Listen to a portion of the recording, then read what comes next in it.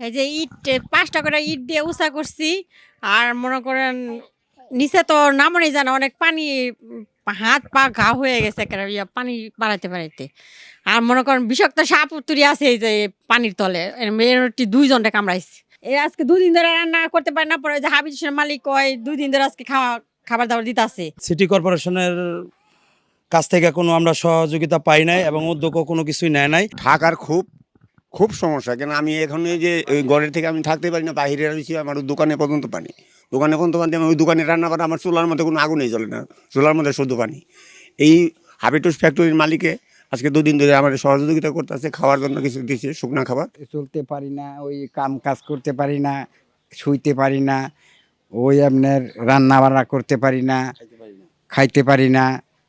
আপনার ওই যে সমুজে রাত্রে শোয়ার জায়গা নাই, এই সারা রাত বেরিয়ে থাকি এই রাস্তা দিয়া।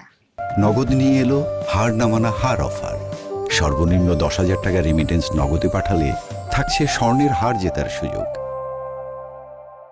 পানিবন্দী যেই এই লোকগুলো রয়েছে, অর্থাৎ যারা পানিবন্দী রয়েছে, তারা কিন্তু বলছিলেন আসলে তাদের নানান অভিযোগ রয়েছে যে তারা আসলে দীর্ঘদিন যাবৎ কয়েকদিনের টানা বৃষ্টির কারণে কিন্তু তারা ঘরবন্দি হয়ে রয়েছে। তাদের বাচ্চা কাচ্চা থেকে শুরু করে তারা আসলে কোথাও বেরোতে পারতেছে না। তাদের যেই দৈনন্দিন যে কাজগুলো থাকে, প্রতিনিয়ত যে কাজগুলো থাকে, সেটি কিন্তু তারা করতে পারছে না। আর সবচেয়ে বেশি হচ্ছে যে এখনো পর্যন্ত আসলে এখানে ত্রাণের ব্যবস্থা থেকে শুরু করে পানি নিষ্কাশনের যে ব্যবস্থাগুলো থাকে, বিশেষ করে সিটি কর্পোরেশনের পক্ষ থেকে, সেটি কিন্তু এখনো পর্যন্ত নেওয়া হয় না।